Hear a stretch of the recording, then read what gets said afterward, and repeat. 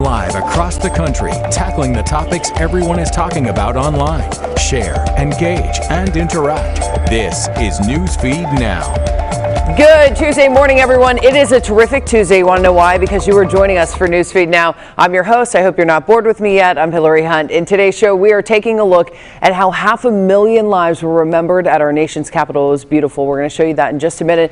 And how about an officer's quick actions that saved a man and his four-legged friend, and a soccer team having to take cover from falling plane parts. That's a story you don't want to miss. We have a lot going on today. But of course, let's start with the ongoing coronavirus pandemic. Last night, President Joe Biden in the nation's capital remembered 500,000 lives lost due to the coronavirus pandemic. It's really a sombering milestone in the history of our country right now. We all probably know someone at this point whose life has been changed because of coronavirus or has been taken due to coronavirus. At the same time, there is still some hope. New cases in the U.S. are drastically down as Americans receive that vaccine. And there are new efforts to roll out those shots even quicker as the government inches closer and closer to a relief bill. Joe Khalil has the latest for us. Today we mark a truly grim, heartbreaking milestone. As the death toll from the coronavirus in the U.S. topped 500,000 today, President Biden honored the lives lost with a moment of silence from the White House.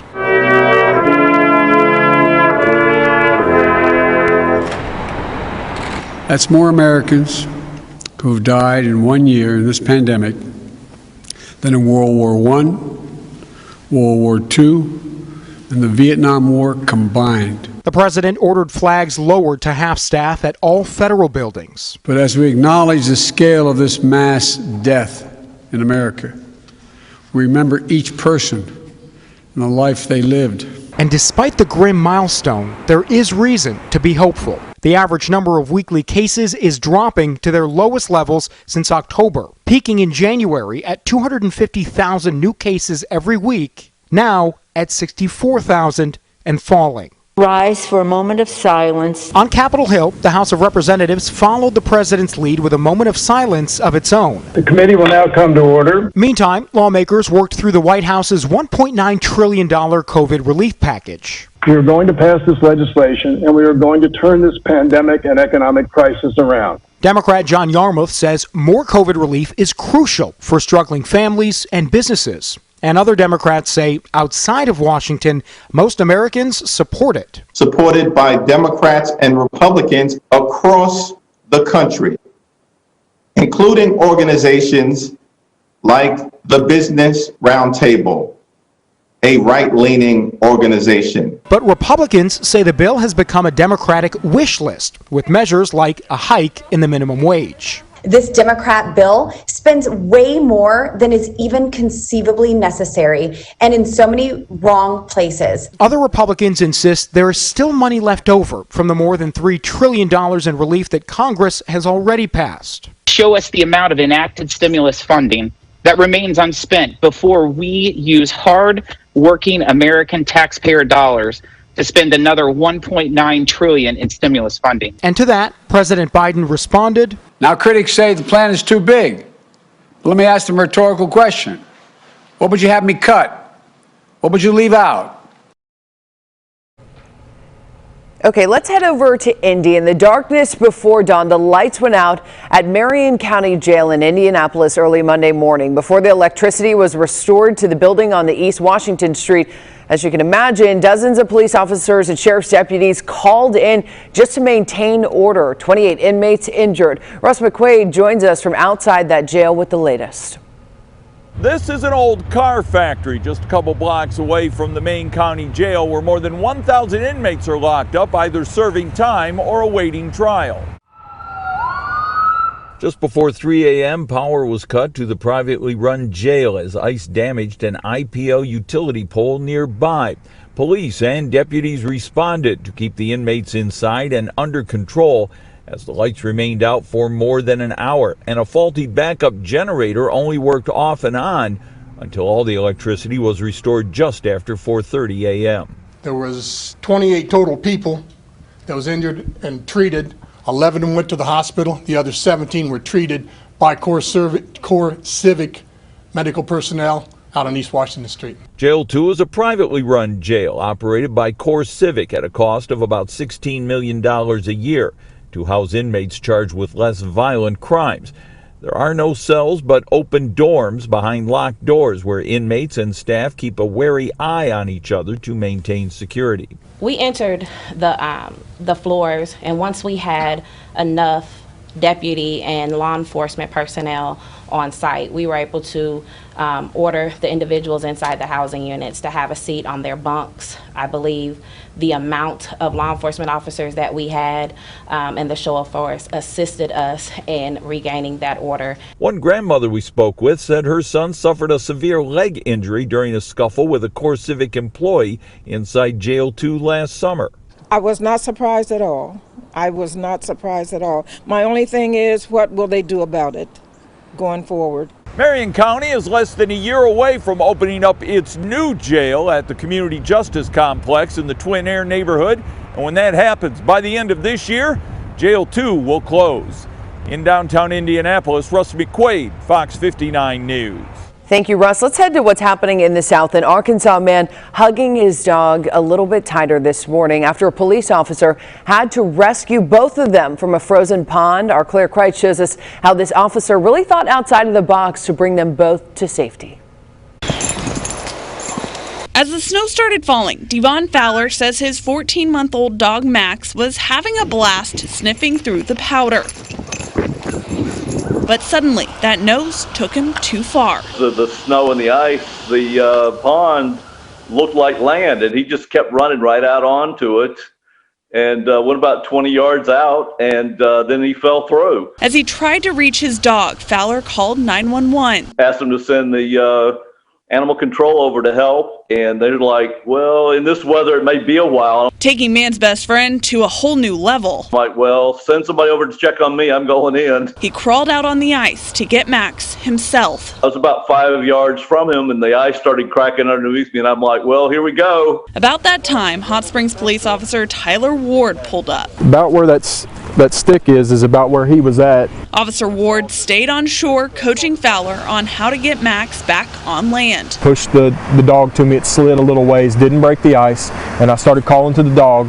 I said, come on, come on, come on. Ward pulled Max to safety, but Fowler still stuck in the freezing cold water. So I was so tired, I was ready to stop, and he was very encouraging and telling me that was a bad idea, that I needed to keep moving and not stand there in the water and freeze to death. Grabbing two rocks, throwing them at the ice, Ward cleared a path for Fowler. As he got closer, I was able to peel my jacket off, step down in the water. I threw him my jacket, he grabbed it, pulled him to me. Now Fowler and his buddy Max say hello. Are back home holding each other a little tighter.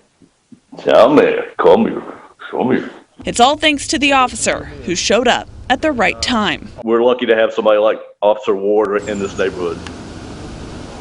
Let's bring in our Claire Kreitz joining us from Little Rock, Arkansas. And Claire, you and I are both huge dog lovers, so we know that we would toss our bodies into that freezing pond. But let's talk about that police officer who really went above and beyond to make sure they were both safe. Oh my gosh, yeah, talking to Officer Ward, it was incredible. He really doesn't take a whole lot of credit for it. You know, I told him that people are calling him a hero. He says, it's just all part of the job. So, you know, he was really willing to get in there himself, pull everybody back to safety, and an incredible officer. And, you know, talk about the dog's owner. He jumped in for Max, no hesitation. And that's what he told me. He said there was no thought for me. You know, I called 911, said, hey, you're going to have to come in after me because I'm going in. And he said there was no second thought. He had to go get his dog. Although he's just barely a year old, that dog is his companion. Yeah, and Claire knows me personally and knows how much I love dogs. So I would jump in as well, but obviously you need to be so safe. And the police officer, you know, probably, I'm sure, assuring them of, hey, next time this happens, let's be a little bit smarter.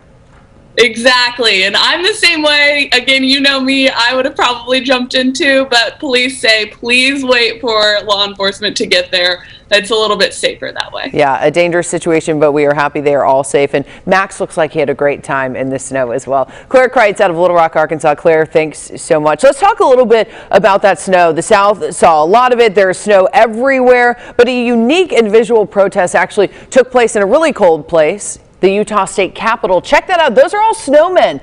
Hundreds of them appeared in protest of climate change. As you can imagine, the person responsible for the snowmen says it's a really fun way to get the conversation started. They say lawmakers really need to come together to address climate change. Those who built the snowmen said they would help clean the area up. No word yet from lawmakers on their response to that visual protest. And this is something that has been all over social media. The video I have shared, a lot of people have. It's an update today to a story we first brought to you yesterday. That airplane, the engine that caught fire. Soccer practice abruptly ended for several teams playing right beneath where that Boeing 777 engine showered over Broomfield, Colorado Saturday. Nicole Fierro spoke to coaches and players who were forced to dash for cover. You have to watch this story. So I've been coaching for 23 years. 23 years directing on the turf. Coach Heather Solar says she's never been more amazed by a group of players before her. I was like, wow, I've never seen you run this fast. I mean, they saw like my fear and I looked at them and I said, get to safety. And they just boogied. Not an easy task when you hear what the extreme team was up against. Let me paint a picture of what it was like. I'm standing on the field with Jim and every 2 seconds you heard a boom, boom, boom, because debris is just falling and hitting off the turf. And it felt like looking up in the sky, it was just black objects swirling down. Kind of looked like confetti, but then like the closer and closer it got a lot bigger. While girls like Isabella and Riley ran to the gazebos to take cover. The kids picked up their backpacks, put it on their heads, ran. Coach Solar froze. I couldn't move because I had just recently gotten ACL surgery. So I'm like darting debris going, oh my gosh, this is crazy. Not knowing what was going on. I thought we were going to war. We were in war. But then these 2 high schooler boys came over and said, hey, you know, the engine just blew up of a plane. Once we got under the pavilion, I could see some falling into the neighborhood and stuff. And I was like, I hope everybody's fine. A day later, yellow field covered in yellow tape. Closed for practice. Solar takes a moment to take it all in. Life-altering moment for sure. Escaping darting debris from a plane engine. Learning nobody got hurt. As far as luck and miracle, I'm going to go buy a lottery ticket today. Seriously. I want to bring in Nicole joining us from Denver, Colorado. Nicole, the nation has been really captivated with this story. One, it's unbelievable that no one was hurt, but kind of go through what they were telling you when, I mean, I wouldn't even know what to do if I started seeing debris falling from the sky, especially as a teenager. Absolutely. She said that coach there, she was amazing. She said all these teenagers, they impressed her so much. She didn't know if it was all the school drills they've been through the years, but the second they started seeing debris flying down, she screamed, they ran for cover. A miracle, though, that no one got hurt. I mean, you see the video. We had choppers flying over. I was there on scene within hours, and every few feet you were walking, you saw massive pieces of debris. It was absolutely unbelievable, out of a movie. And that coach there, she actually couldn't run. She tore her ACL. So she said she bought a lottery ticket. It's a miracle that she was just going back and forth dodging and did not get hit. Yeah, and for anyone who hasn't followed this story, it was an airplane that had to make an emergency landing. The engine caught on fire. When you're talking about large debris, this debris was totaling cars in the area. Absolutely. We actually spoke with a family. They were making sandwiches in their home. All of a sudden, a piece as big as me, I would say, went through their attic, putting debris everywhere in their home. They actually had to leave for a bit. A contractor came in. It's just a miracle no one was hurt. We had hundreds of people on this plane, over 200 people. This was a neighborhood that's very populated. You have the soccer fields. You have homes lining the entire area for miles. No one hurt. It's just amazing. An unreal story. Nicole out of Denver. Nicole, thanks so much for joining us, and we are so happy no one was hurt and that whole team acted so quickly. Thanks so much. Well, a tenured instructor at Oxnard College identified by students as Michael Abram was placed on administrative leave after a confrontation with a student on Thursday. In a video that has since gone viral of the class's Zoom meeting, a student can be heard telling Abram she's hard of hearing. Kimberly Chen has more on this story. Miss Salazar, I've been talking to you, Miss Salazar. No, I can hear you a little bit. You can hear me a little bit? Why didn't you answer all the times I spoke to you then? You know, thank you.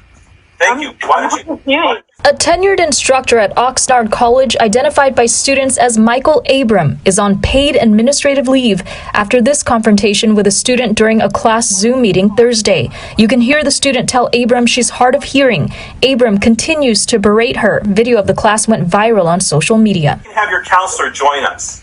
Okay? Do you hear me? At one point, another student intervenes. Professor, she's actually hard of hearing, so her translator goes in a little bit late. She can't respond like right away. She's not paying attention. She's not trying. A lot of the people are understandably angry, upset, and saddened by what they saw in the video. The video itself is heartbreaking. It's just not, no matter what led up to that interaction, there's no justification for that interaction. And it's not who we are. The Ventura County Community College District, which oversees Oxnard, Moore Park, and Ventura colleges, said they received hundreds of calls and emails alerting them to the video. And I promptly looked at the TikTok video, and it horrified me. The district announced Friday that a formal investigation was immediately initiated. Abram, who taught anatomy and physiology, is on paid leave until the formal investigation is complete. That could take 3 months. We do not tolerate discriminatory, rude, or bullying behavior. It's just like attacking me. Okay? Okay. I'm not attacking you. I'm just significantly disappointed in you. Well, a California woman has to retake her driver's license photo at the DMV after her new identification card arrived, but she was wearing a mask. Check this out. Obviously a sign of the times. We're all wearing masks. 25-year-old Leslie Pilgrim's real ID card was issued by a DMV in Laguna Hills. She says obviously the mask was a protocol, so she kept it on until they told her to take it off. The photo was already snapped. They took another one, but guess which one ended up on her ID? You see it right there. But you know what? She says she's actually already used it to get a drink, and it worked. I used it last night, so I ordered a glass of wine for my friend because I don't drink, and I gave it to him, and he asked for my ID, and I said, "Oh, I'm so glad you asked," and I gave it to him, and he didn't even notice, which I think is. I mean, I don't think anyone would flinch now because masks are just. It's a sign of the times. Here's the thing. It is a valid ID, but she does plan on getting a new one next week. But she says she's going to hold on to this mistake as a keepsake to remember the pandemic for years to come. She should frame it. Well, it's not every day that you see a giant home moving down a street in San Francisco. You have to see this video. If you haven't seen it, check this out. This thing is huge. The city made an exception for a grand Victorian home, also known as the Englander, that has stood at Franklin and Turk Streets in San Francisco for the last 139 years. It's a piece of history. Obviously, you can see it moving very slow down the street, 6 blocks, 1 mile, and an hour-long move. Guess how much it cost, Steve? Steve's behind the camera. He said $3 million. No, I'm gonna 300,000. Up it by 100 G's because it costs $400,000. But hey, they're preserving history. I'm looking to move in there. But you know what? Before we go, let's talk about something super cute. A bomb squad in Ohio called to investigate a suspicious package left outside of a church. Had a furry surprise. You're looking at the package right there. What do you think it is? Oh, it's a kitten. According to the Facebook post by the Butler County Sheriff's Office, the bomb unit discovered a mother cat and 6 one-day-old babies left in that bag outside of a church. Oh, that was a good discovery for them. And there was even a note, guys. You see the note right there. It stated, Sprinkles went into labor on February 17th, according to the Facebook post. Mama and babies are warm, cozy, and fed at a nearby animal shelter, and I bet they will get adopted. And hey, I don't have a cat, but Sprinkles is a pretty cute name. I hope you guys join us right back here tomorrow. Same place, same time for some more trending stories. I promise they're going to be good ones. We'll see you tomorrow on Hump Day. Bye.